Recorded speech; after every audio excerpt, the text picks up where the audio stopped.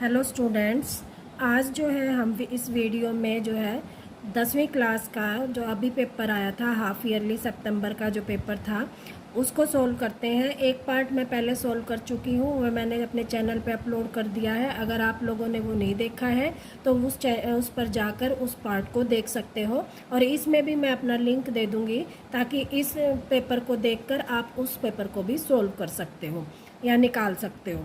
ठीक है, अब जो है उसमें हमने 14 क्वेश्चन तक हमने उसमें सॉल्व किए थे। अब जो है आगे जो है हम वो क्वेश्चन करेंगे कि जो है क्या है कि 15वां क्वेश्चन, दो क्रमागत धनात्मक पूर्णांक ज्ञात कीजिए जिनके वर्गों का योग 365 हो। ठीक है, अब क्या करना है, दो क्रमागत, क्रमागत का मतलब होता है लगातार, धनात्मक मतलब पॉजिटिव, यानी कि ये एक नंबर 2 है तो दूसरा 3, 4 है तो 5, 16 है तो 17, इस तरह से जो लगातार जो है दो धनात्मक पूर्णांक। तो हम मान लेंगे पहला जो है, माना पहला जो है धनात्मक पूर्णांक जो होगा क्या होगा, x मान ले, तो दूसरा क्या हो जाएगा y। ठीक है, अब अरे इसको हम क्या लिख सकते हैं, क्रमागत है तो x प्लस 1। अब क्या कह रहा है, इन दोनों का जो वर्गों का योग यानी कि x का स्क्वायर प्लस x प्लस 1 का स्क्वायर इज इक्वल टू है 365। अब इसको सोल्व करेंगे तो x स्क्वायर प्लस इसको करेंगे तो a प्लस बी के स्क्वायर वाला फार्मूला लग जाएगा। क्या होता है, a का स्क्वायर प्लस b का स्क्वायर प्लस 2ab। तो इसको हम लिखेंगे x का स्क्वायर प्लस 1 का स्क्वायर 1 होगा, प्लस 2 इंटू में x इंटू में 1, यही आ जाएगा, इज इक्वल टू 365। अब इसको करेंगे तो 2x स्क्वायर प्लस इसको आगे ले आए 2x प्लस 1 और इसको इधर लेके आए -65। इक्वेशन हमारी बन जाएगी 2x square plus 2x minus 365। ठीक है, अब जो है इसमें 4 सॉरी, क्योंकि इसमें क्या हो जाएगा 65 था, 15 जो है सब्ट्रैक्ट हो जाएगा। देखो 65 था, 1 चला जाएगा इसमें से, तो कितना बन जाएगा 364। अब क्या है, इसमें से 2 कॉमन आ रहे हैं, 2 कॉमन ले लेंगे तो आ जाएगा x square plus x minus 182 is equal to 0, यहाँ भी इज इक्वल टू 0। अब 0, ये 2 यहाँ मल्टीप्लाई में, इधर जाके डिवाइड में हो जाएगा तो क्या बन जाएगी 0। अब क्या है, 182 के टुकड़े इस तरह से बनाना है कि माइनस है तो माइनस करके क्या बचे, 1 बचे, और किसका, प्लस का। ठीक है, अब 182 के टुकड़े बनाते हैं तो 2 से करेंगे, 2 निम फिर 13, 13 सत्ते 91। ठीक है, तो 7 दूनी 14, 14 और 13, 14 में से 13 गए, 1 बच गया। अब जो बड़े वाले हैं 14 बड़ा है, ये किसका हो जाएगा, प्लस का, छोटे वाला माइनस का। तो हमारा बन जाएगा x square plus 14x minus 13x minus 182 is equal to 0। तो यहाँ से x कॉमन, x प्लस 14, और यहाँ से माइनस 13 कॉमन, तो यहाँ आ जाएगा x plus 14 is equal to 0। देखो यहाँ माइनस था, यहाँ प्लस क्यों आया, क्योंकि हमने माइनस कॉमन ले लिया। माइनस कॉमन लेते क्या होता है, ब्रैकेट के अंदर जो होते हैं वो साइन चेंज हो जाते हैं। अच्छा, बहुत से बच्चे क्या करते हैं, जब यहाँ 2 कॉमन लेते हैं तो यही साइन चेंज कर दिए, ये माइनस का किसका कर दिया, प्लस का, ये माइनस का कर दिया, जबकि ऐसा नहीं होगा। ठीक है, तो अब ये क्या हो जाएगा कि ये हो जाएगा x प्लस 14, और ये x प्लस 14 है तो x प्लस 14, और यहाँ से आ जाएगा x minus 13 is equal to 0। तो x इज इक्वल टू क्या आ जाएगा, -14 और 13। तो माइनस वाले को हम कैंसिल कर देंगे क्योंकि उसने क्या कहा, धनात्मक पूर्णांक।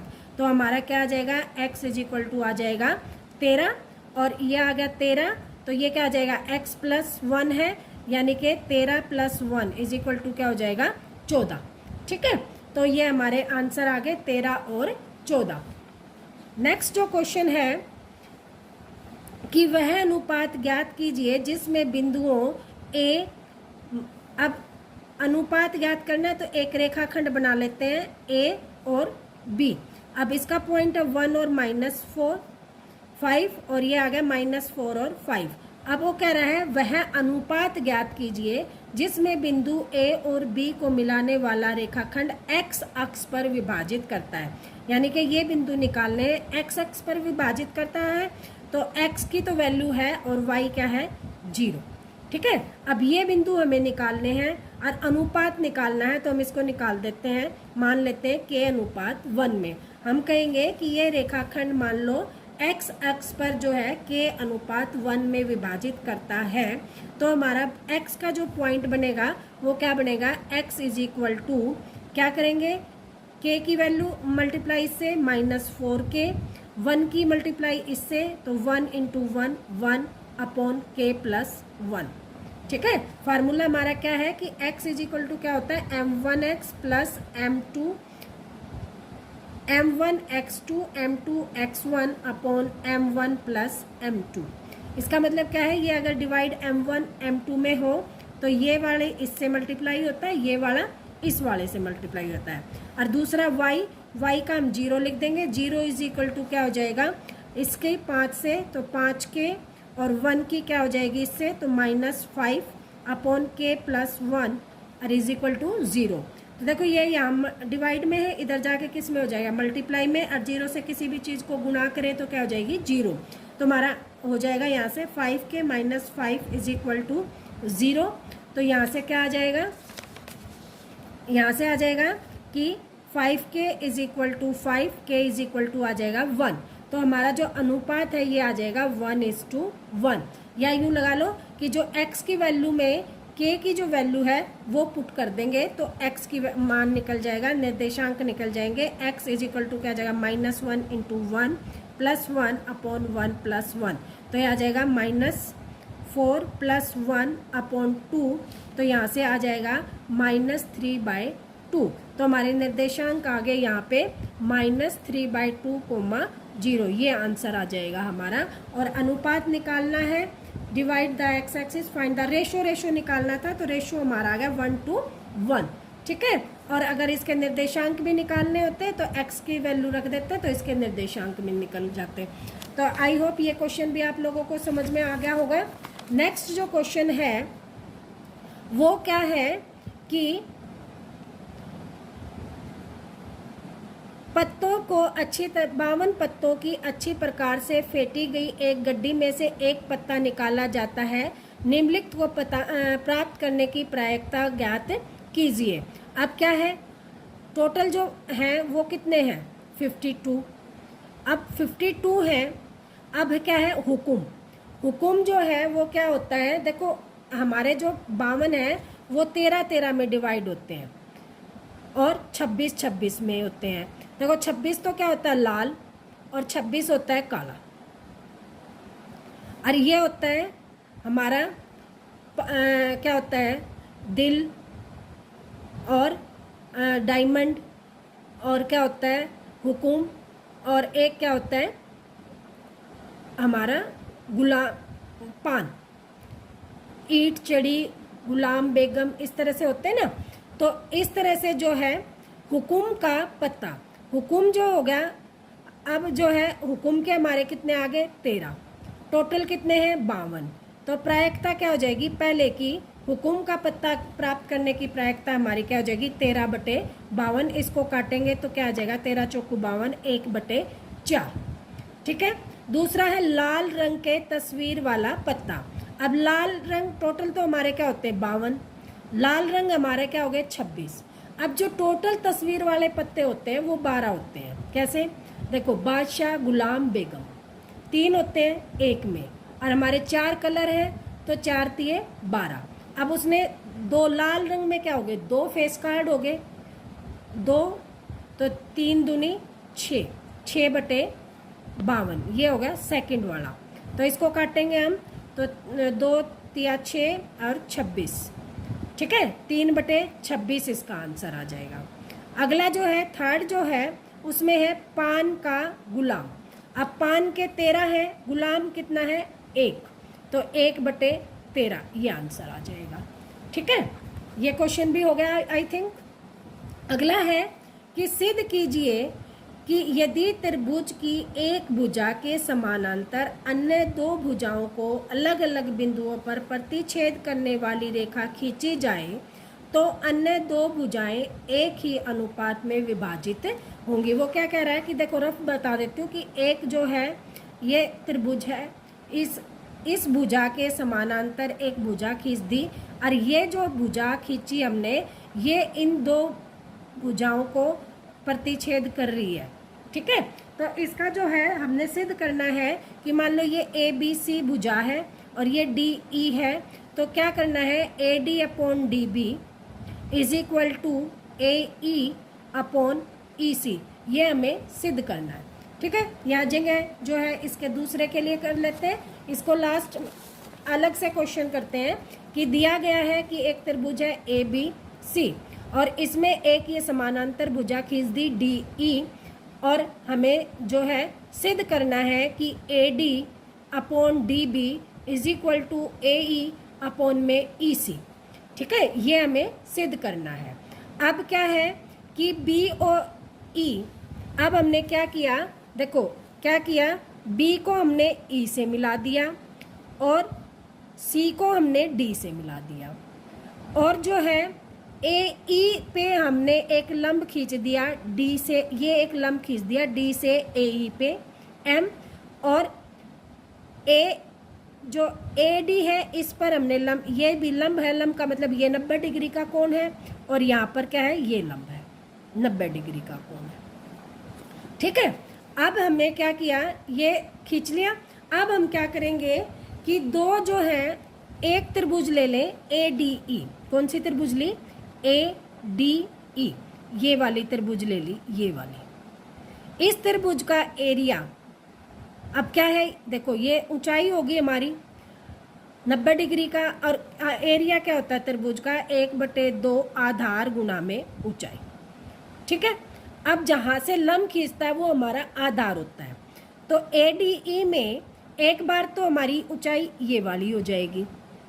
ठीक है, आधार क्या हो जाएगा हमारा, ये हो जाएगा, तो हम इसको क्या लिख देंगे, 1/2 ए ई इंटू में ये आ जाएगी हमारी ऊंचाई डी एम। ठीक है, एक बार हम क्या लिखेंगे, इसी त्रिभुज में ये हमारा क्या हो जाएगा, आधार हो जाएगा, यानी कि 1/2 ए डी इंटू में 1/ए ई एन, ये ऊंचाई हो जाएगी। समझ रहे हो क्या किया कि यही देखो, इसको मैं यहाँ समझा देती हूँ आपको, ये एक त्रिभुज है, यूँ लगा लो, और हमने क्या किया, इस भुजा से ये हमने ऊंचाई खींच दी, यानी कि ये लंब खींच दिया ये, और ये है ए, इसको डी का नाम दिया और इसको ई का नाम दिया, और ये एम है, तो इसका क्षेत्रफल क्या हो जाएगा, एरिया ऑफ त्रिभुज ए डी ई, हम क्या लिखेंगे, 1/2। अब देखो 90 डिग्री का जहाँ कोण बनता है वो होता है आधार, यानी कि ये हमारा आधार हो गया ए ई, और गुणा में ये हमारी ऊंचाई होगी, जो 90 डिग्री का कोण होता है वो हमारी ऊंचाई होती है डी एम। ठीक है, अब इसी तरह यही त्रिभुज हो और अब लंब खींच दें हम ये, और यही नाम है, और इस नाम को दे दें हम एन, तो हमारा क्या हो जाएगा, ये वाली ए डी इंटू में ई एन और हाफ, ये एरिया बन जाएगा इस लंब से। ठीक है, अब जो है ये दोनों चीज़ें समझ में आ गई। अब इसका यूज कैसे करना है वो देखते हैं कि इधर से जो है ये हमने एक त्रिभुज क्या कौन सी ले ली, हमने ये ले ली, कौन सी, ये वाली, ये वाली, और एक त्रिभुज ले ली हमने ये वाली। अब एक बार इस त्रिभुज का क्षेत्रफल, और क्या लिखेंगे, एक बार हम इस त्रिभुज का क्षेत्रफल लिखेंगे, कौन कौन सी, ये वाली, ये।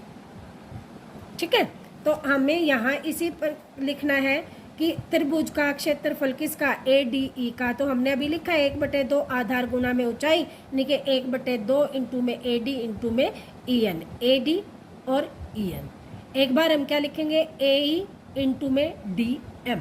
ठीक है, अब जो है इसी प्रकार बी डी ई, अब देखो बी डी ई, ये वाली त्रिभुज, इस वाली त्रिभुज में क्या है कि ये तो हमारी जो है आधार हो जाएगा और ये हमारी क्या हो जाएगी, ऊंचाई हो जाएगी। तो हम इसको क्या लिखेंगे, 1/2 BD इंटू में DM। ठीक है, दूसरी जो त्रिभुज लेंगे ये वाली, कौन सी, CDE, इसमें क्या हो जाएगा, ये वाला जो है आधार हो जाएगा और कौन सी वाली, ये वाली ऊंचाई हो जाएगी। देखो ये हमने क्यों लिया है, क्योंकि हमें जो है रेशियो निकालना है, इस भुजा जो निकालना है वो क्या है, ये भुजा बटे ये भुजा। तो हम क्या लेंगे, वही त्रिभुजें लेंगे जो इन दोनों भुजाओं को दे। तो हमने ये वाली त्रिभुज ली तो ये वाली भुजा मिल गई, ये वाली त्रिभुज ली तो ये वाली भुजा मिल गई। अब ये वाली त्रिभुज ली तो ये वाली भुजा मिल गई और ये वाली त्रिभुज ली तो हमें ये भुजा मिल गई। अब क्या करेंगे, इनको डिवाइड कर देंगे। तो डिवाइड करने के बाद हमारे पास आ जाएगा AD/DM। किसको डिवाइड किया, देखो जिससे EN से EN कट जाए, आप से आप कट जाए, तो हमें क्या मिल जाएगा, ये बटे में ये वाली भुजा, AD/BD। AD/DB लिख लो या BD लिख लो। ठीक है, इसी तरह यहाँ से मिल जाए AE/EC, ये वाली भुजा मिल गई। ठीक है, इस तरह से जो है हमें अब क्या है, देखो ये दो समानांतर है, दो समानांतर लाइनों के बीच एक ही आधार से बनी जो भुजाओं का, त्रिभुजों का जो क्षेत्रफल होता है वो बराबर होता है। अब देखो ये आधार है, एक बार हमने ये वाली ली थी और एक बार हमने ये वाली ली थी, तो ये आधार हो गया, ये दो समानांतर भुजाएं होंगी, तो ये त्रिभुज का क्षेत्रफल इस त्रिभुज के क्षेत्रफल के क्या होगा, बराबर होगा। तो ये भुजा इस वाली भुजा के बराबर हो जाएगी। हमने यही लिखा है कि एक ही आधार और दो समानांतर रेखाओं के बीच जो बनी जो त्रिभुजें होती हैं उनका क्षेत्रफल क्या होता है, बराबर होता है। तो यहाँ 1 और 2 से हमें क्या मिल जाएगा, AD/AC, AE/EC। देखो कुल मिला के हमें क्या करना है कि हमें ये याद करना है कि जो हमें निकालना है वो देखते हैं। हमें निकालना है ये भुजा बटे ये भुजा और ये भुजा बटे ये भुजा। तो हम वही त्रिभुजें लेंगे जिसमें ये दोनों भुजाओं का अनुपात आ जाए और ये दोनों भुजाओं का अनुपात आ जाए। ठीक है, तो इस तरह से हम क्या है कि यहाँ पे जो है लिखेंगे, ये देख लो लिखा हुआ, और ये जो है हमारा आ जाएगा। अगर आप लोगों को ये समझ में आ रहा हो तो बहुत अच्छी बात है, नहीं तो ये याद करने का तरीका भी अच्छा है कि एक बार में तो ये वाली लेनी है और दूसरी बार में हमें जो है एक तो ये वाली त्रिभुज लेनी है, DE तो बेस है, ठीक है, और ये B है। तो इस भुजा में जो ये वाला जो होगा लंब हमारा जो है, ये लंब डल गया तो ये हमारी क्या होगी, ऊंचाई होगी। तो ये इंटू में ये आ जाएगा DEN। और जब इसी त्रिभुज से ये बेस है, अब की बार क्या लिया हमने, ये वाली भुजा ली और ये लिया, यानी कि DEC ले लिया। और इसमें क्या हो जाएगा, ये वाला जो है, ये वाला जो हमारी ऊंचाई आ जाएगी। ठीक है, और कुछ भी नहीं है, सिर्फ हमें जो है त्रिभुजें देखनी है, कौन कौन सी लेनी है। एक बार ये वाली त्रिभुज लेनी है, ये वाली त्रिभुज लेंगे तो इसकी जो ऊंचाई होगी हम ये वाली ले लेंगे, और ये वाली त्रिभुज लेंगे तो इसकी ऊंचाई ये वाली ले लेंगे। ठीक है, इस तरह से ये क्वेश्चन करना है। देखो यहाँ पे हमने लिखा BDE, एरिया, ये एरिया है यानी कि क्षेत्रफल किसका, BDE का इज इक्वल टू 1/2 BD या DB लिख लो इंटू में EN ये वाला। ठीक है, अगली बार में हम क्या लिखेंगे, 1/2 EC इंटू में EN, और EN वाले में EN वाला कैंसिल हो जाएगा और इसमें जो है ये कैंसिल हो जाएगा DM से DM। नेक्स्ट जो क्वेश्चन है इसमें क्या दे रखा है कि एक त्रिभुज दे रखी है ABC की भुजाएं AB और BC तथा मध्यिका। अब देखो एक त्रिभुज बना लेते हैं हम यहाँ पे ABC, A, B और C, और इसकी एक मध्यिका है किसकी, इस BC की मध्यिका है AD। मध्यिका का मतलब क्या है कि ये जो है AD जो डी पॉइंट है वो BC को 2 बराबर भागों में बांटता है, यानी कि BD बराबर हो जाएगा DC। ठीक है, मध्यिका का मतलब। दूसरी जो त्रिभुज है वो कह रहा है PQR, और इसमें क्या दे रखा है कि मध्यिका है PM, ये P है, ये M, और इसमें भी क्या है कि QM is equal to MR। ठीक है, या half of QR is equal to क्या हो जाएगा QM के, और यहाँ भी क्या है half of BC is equal to क्या हो जाएगा BD के। ठीक है, ये चीजें हमें दे रखी हैं। और क्या दिया है कि भुजाएं AB और BC तथा मध्यिका AD अन्य त्रिभुज की भुजाओं के समानुपाती है। समानुपाती का मतलब AB जो भुजा है, ये वाली भुजा किसके समानुपाती है, PQ के। फिर AB हो गया, फिर BC, ये वाली जो भुजा है, ये वाली भुजा BC जो है समानुपाती है QR के, इस वाले के QR के। और मध्यिका जो है AD समानुपाती है किसके, PM के। ये हमारा दिया है, हम लिखेंगे यहाँ पे ये दिया है। ठीक है, अब सिद्ध क्या करना है, दर्शाइए, सिद्ध करना है कि जो ABC त्रिभुज है, सिद्ध करना लिख देंगे यहाँ पे, सिद्ध करना कि ABC जो त्रिभुज है वो समरूप है त्रिभुज PQR के। अब समरूप की जो प्रोबेबिलिटी होती है क्या होती है कि या तो तीनों भुजाओं का अनुपात बराबर हो, या क्या हो कि दो भुजाएं और उनका कोण। अब देखो, दो भुजाएं तो हमें अनुपात दे रखा है कि ये इस भुजा का अनुपात और इस भुजा का अनुपात तो बराबर है। अब यहाँ पे ये चीज़ दे रखी है, तो AB upon PQ is equal to क्या है, हाफ ऑफ BC। अब देखो, कोई भुजा पूरी जो है उसका अनुपात बराबर है, तो उनकी आधी भुजाओं का अनुपात भी क्या होगा, बराबर होगा। ठीक है, और इसको हम क्या लिख सकते हैं, हाफ ऑफ BC। देखो यहाँ से हमने लिखा था हाफ ऑफ BC किसके बराबर है, BD के, और हाफ ऑफ QR का आधा किसके बराबर है, QM के। ये हमने लिख दिया।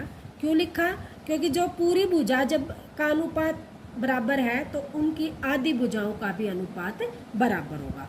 अब हम लेंगे कि त्रिभुज कौन सी लेंगे, देखो यहाँ से लेंगे ये वाली, ये भुजा इस वाली भुजा के बराबर है, का अनुपात बराबर है, इस वाली भुजा का अनुपात इस वाली भुजा के बराबर है, और ये वाली भुजा इस वाली भुजा के अनुपात जो है बराबर है। तो हम यहाँ क्या कौन सी त्रिभुज ले ली हमने, ABD और त्रिभुज PQM में क्या लिखेंगे कि AB बटे PQ is equal to BD upon QM। इसको इक्वेशन हम 1 दे दें तो इस इक्वेशन से आ गया, इज इक्वल टू क्या आ जाएगा कि AD, ये भी दे रखा है AD अपॉन PM। अब जो है देखो, ये तीनों भुजाओं का अनुपात क्या आ गया, सेम आ गया। यहाँ से देखो, इनका AB अपॉन PQ, इनका अनुपात सेम आ गया। तो हम क्या कह सकते हैं कि त्रिभुज ABD समरूप है त्रिभुज PQM के बाय SSS। तीनों भुजाओं का अनुपात से ये त्रिभुज क्या होगी, समरूप होगी। तो हम क्या कह सकते हैं कि ये वाला जो कोण है इस कोण के इक्वल हो जाएगा। तो यहाँ से हम निकालते हैं कि कोण B इज इक्वल टू कोण Q के इक्वल है बाय CP/CT। ठीक है, अब देखो ये कोण इस कोण के बराबर आ गया, तो हम क्या कह सकते हैं कि AB upon PQ is equal to BC upon QR and कोण B इज इक्वल टू कोण Q। इसको हम दूसरा समीकरण कह दें तो क्या कहेंगे, दो भुजाएं और उनके बीच का कोण, दो भुजाएं और उनके बीच का कोण। तो बाय SAS से त्रिभुज ABC समरूप है त्रिभुज PQR के। ठीक है, आई होप ये क्वेश्चन आप लोगों को समझ में आ गया होगा। क्या किया, कुछ भी नहीं है, जो चीज़ हमें दे रखी थी वो लेके चले। क्या दे रखा था कि इस भुजा का अनुपात इस भुजा के बराबर है, इस भुजा का अनुपात इस भुजा के बराबर है, और मध्यिका का अनुपात मध्यिका के बराबर है। ठीक है, हमें प्रूव क्या करना था कि ये जो दो भुजाएं हैं वो क्या है, सर्वांग, त्रिभुज जो है वो सर्वांग सम है। तो ये भुजा इस भुजा के, ये भुजा इस भुजा के दे रखा है, सिर्फ प्रूव करना था कि या तो ये भुजा इस भुजा के अनुपात का बराबर हो या ये कोण इस कोण के बराबर हो। तो हम सिद्ध कर दें, अगर ये दोनों कोण बराबर है तो हमारी त्रिभुज क्या हो जाएगी, सर्वांग सम सिद्ध हो जाएगी, समरूप सिद्ध हो जाएगी। समरूप सिद्ध करने के लिए या सर्वांग सम के लिए वही कसौटियाँ थी कि दो भुजाएं कोण या तीनों भुजाएं या दो कोण एक भुजा। ठीक है, अब जो है इसमें हम लेके चले कि ये भुजा का आधा इस भुजा के आधे के अनुपात के बराबर होता है। तो ये भुजा BD इक्वल होगी QM के, ये भुजा इक्वल होगी इसके समानुपात, और ये भुजा समानुपात है इसके। तो ये वाली त्रिभुज ABD AQM के समरूप होगी, तो ये कोण इस कोण के इक्वल हो गया। ये कोण इस कोण के इक्वल हो गया तो क्या करेंगे कि बाय SAS से ये दोनों त्रिभुज क्या होगी, समरूप होगी। यही हमें सिद्ध करना था। ठीक है, नेक्स्ट जो क्वेश्चन है, ये जो क्वेश्चन था कि क्या निकालना था, बहुलक निकालना था। ठीक है, निम्नलिखित आंकड़ों का बहुलक ज्ञात कीजिए। बहुलक निकालना था। बहुलक निकालने के लिए हमें ये देखना होता है कि जो हमारी बारंबारता है, फ्रीक्वेंसी जो है वो हाईएस्ट कौन सी है। हाईएस्ट फ्रीक्वेंसी इसमें कौन सी थी, 20। इसको हमने मान लिया F1। ठीक है, इससे ऊपर वाला जो होता है F0 होता है, इससे नीचे वाला F2 होता है। ठीक है, अब जो F1 के सामने का जो होता है वो लोअर जो होता है वो L होता है, और इन दोनों का डिफरेंस यानी कि 50 में से 40 घटाए तो डिफरेंस जो होगा, देखो 50 में से 40 घटाए तो डिफरेंस क्या आ गया, 10 का। वर्ग अंतराल जो आ गया हमारा 10 का आ गया, और जो लोअर लिमिट होगी वो कितनी है, 40 है। तो हम फार्मूला लगाएंगे L is equal to F1 minus F0 upon 2F1 minus F0 into में H। तो L आ गया हमारा 40, प्लस में F1 हमारा क्या आ गया 20 minus 12 upon 2 into 20 minus 12 minus 11 into में H का मतलब वर्ग अंतराल। अभी इसमें क्या करेंगे 20 प्लस इसको करेंगे 8 गुणा में 10, और यहाँ करेंगे 40 माइनस 23, और 40 में से 23 गए तो कितने बच जाएंगे हमारे 17। तो ये आ गया 40 प्लस 80/17, और इसको करेंगे तो इसका एलसीएम ले लेंगे 17, 17 चौकू 64, 640, 4 सत्ते 28, 2 68, 17 चौकू 68 प्लस 80। ठीक है, अपॉन 1। तो इसके करेंगे तो ये कितना आ जाएगा 760/17। इसको हम जो है कर लेंगे, या इसी को यहीं से डिवाइड करके जोड़ लें, या इसको यहाँ से डिवाइड करके जोड़ लें, तो हमारा आंसर आ जाएगा। ठीक है, अगला क्वेश्चन था, नीचे दिए गए कक्षा के 30 विद्यार्थियों का भार दर्शा रहा है, माध्यक भार ज्ञात कीजिए। इसमें निकालना था हमें माध्यक। माध्यक निकालने के लिए हम सबसे पहले निकालते हैं CF, कम्यूटेटिव फ्रीक्वेंसी। ये कैसे निकालते हैं, इसके लिए हमें क्या करते हैं कि फर्स्ट नीचे वाले में फिर जोड़ते चलते 5 8 13, 13 में 6 जोड़े कितना आ गया 19, 19 में 6 जोड़े 25, 25 में 3 जोड़े 28, 28 में 2 जोड़े 30, और यहाँ पे कितना दिया 30, यानी कि हमारा टोटल कितने विद्यार्थी आ गए 30। तो n/2 निकालेंगे, यानी कि 30/2, ये आ गया 15। ठीक है, अब 15 जो हमारा किस में लाई करता है वो हमारी CF होती है। अब 15 किस में लाई करेगा 19 वाले में। देखो 13 से तो ज़्यादा हो गया, 19 वाले में ही 15 आएगा, तो हमारी CF आ गई 19। ठीक है, CF क्या आ गई 19। अब यहाँ पे फार्मूला लगा देते हैं। अब जो हमारा जो 19 है उसके जो सामने आती है वो हमारी F होती है, ये जो फार्मूले में F है। और L जो होती है इसके जो सामने वाली जो लोअर लिमिट होती है L यानी कि होगी हमारी 55।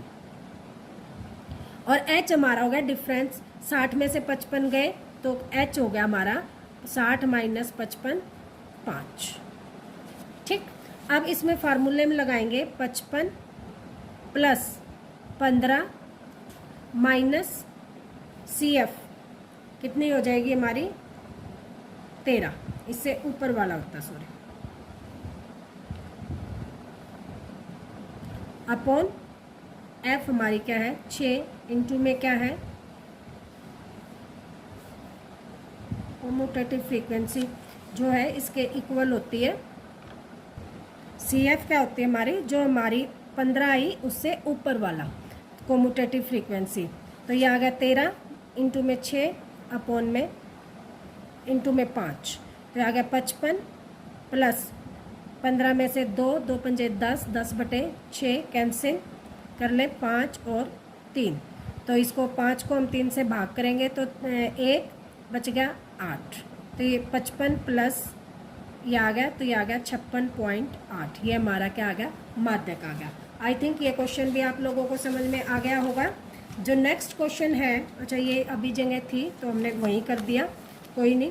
नेक्स्ट क्वेश्चन है कि एक परीक्षा में 70 और असत्य% पूछे होते हैं। प्रत्येक सही उत्तर के लिए 1 अंक दिया जाता है, जबकि गलत उत्तर के लिए 1/4 काटा जाता है। एक छात्र को कुछ प्रश्नों के उत्तर दे पाता है, बाकी प्रश्न उसने अनुमान लगाकर हल किए। उसने 120 प्रश्नों के उत्तर दिए जिसमें से 90 अंक मिले। अब देखो उसने क्या किया, सारे क्वेश्चनों के जवाब दिए, कुछ ठीक थे कुछ गलत थे। तो हम कहेंगे कि माना जो ठीक क्वेश्चन थे वो कितने थे x, गलत क्वेश्चन कितने थे y, और टोटल कितने थे x plus Y is equal to 120। एक समीकरण तो हमारा यहाँ से बन जाता है। दूसरा जो समीकरण है उसमें वो क्या कह रहा है कि जो सही पर्सन थे उसके लिए 1 नंबर दिया जाता है, जो गलत पर्सन थे उसके लिए 1/4 काटा जाता है। काटा जाने का मतलब माइनस कर देते हैं, और उसको कितने नंबर मिले, अंक प्राप्त हुए 90। दूसरा समीकरण हमारा यहाँ से मिल जाता है। तो इसको हम सोल्व करेंगे तो ये आ जाएगा 4x माइनस सॉरी यहाँ y आएगा गलत के लिए, तो ये आ जाएगा y बराबर 90। ये 4 इधर जाके मल्टीप्लाई हो जाएगा तो हमारा समीकरण बन जाएगा 4x माइनस y बराबर 360। ये दूसरा समीकरण आ गया। अब पहले और दूसरे समीकरण को रखेंगे तो ये वाला कैंसिल हो जाएगा। ठीक है, यहाँ पे रखा है फर्स्ट समीकरण और ये दूसरा, ये कैंसिल हो गया। यहाँ से आ गया 5x बराबर 480, तो x हमारा आ गया 96, यानी कि हमारे ठीक क्वेश्चनों की संख्या कितनी आ गई 96 और गलत क्वेश्चनों की संख्या आ गई 24। अब उसने क्वेश्चन क्या पूछे हैं उस हिसाब से हम इसको आंसर देंगे। अब वो कह रहा है यदि उसके द्वारा अनुमान लगाकर पूछे गए सभी प्रश्नों के उत्तर गलत थे तो कितने प्रश्नों के सही उत्तर दिए, तो आ गया 96, और कितने प्रश्नों का अनुमान लगाया 24 का, जो कि गलत थे। यदि उसने अनुमान लगाकर जितने भी प्रश्न पूछे उन सभी के उत्तर, ये कह रहा है यदि उसने अनुमान लगाकर जितने भी प्रश्न पूछे उन सभी के उत्तर गलत थे तो उसने 80 प्रश्नों के उत्तर सही दिए तो उसे कितने अंक मिले। अब देखो टोटल थे 120, उसमें से उसने 80 के सही उत्तर दिए तो गलत के उत्तर कितने रह गए 40, यानी कि 120 माइनस 80, 40 के गलत हो गए। अब क्या है कि गलत के तो नंबर गलत हो ही गए और 1/4 सही वालों में से कट रहा है, तो इसको 4 से डिवाइड करेंगे तो 10 नंबर किस में से कट गए 80 में से, तो क्या आ गया 80 माइनस 10, तो उसको कितने अंक मिलेंगे 70। तो यही कह रहा है कि यदि उसे अनुमान लगाकर जितने भी प्रश्न उसने सही उत्तर दिए 80 के, अंक कितने मिले 70। क्यों? क्योंकि 10 नंबर जो हमने गलत क्वेश्चन किए थे उसमें से सही में से उसके कट गए। अगला कह रहा है यदि अनुमान लगाकर पूछे गए सभी प्रश्नों के उत्तर गलत थे तो उसे 95 अंक प्राप्त हुए। तो उसे कितने प्रश्नों के उत्तर सही दिए थे, यानी कि जब 95 अंक मिले तो उसने गलत कितने किए तो असही कितने किए। तो इसका भी हम क्या करेंगे, एक समीकरण तो हमारा क्या था, x प्लस वाई बराबर 120, दूसरा समीकरण क्या बन जाएगा, x माइनस 1/4 वाई बराबर 95। और इसको हम सोल्व करेंगे तो यहाँ से आ गया 4x माइनस वाई बराबर 380 और x प्लस वाई बराबर 120, ये कैंसिल हो गया तो ये आ गया x बराबर 100, यानी कि उसने सही उत्तर कितने दिए 100, तो गलत कितने रह गए 20।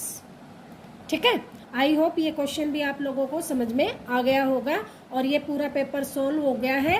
इसको आप कृपया करके ध्यान से कर लें ताकि जो फाइनल में जो पेपर आता है वो इसी तरह का आता है तो आप लोग अच्छे नंबर प्राप्त कर सकें।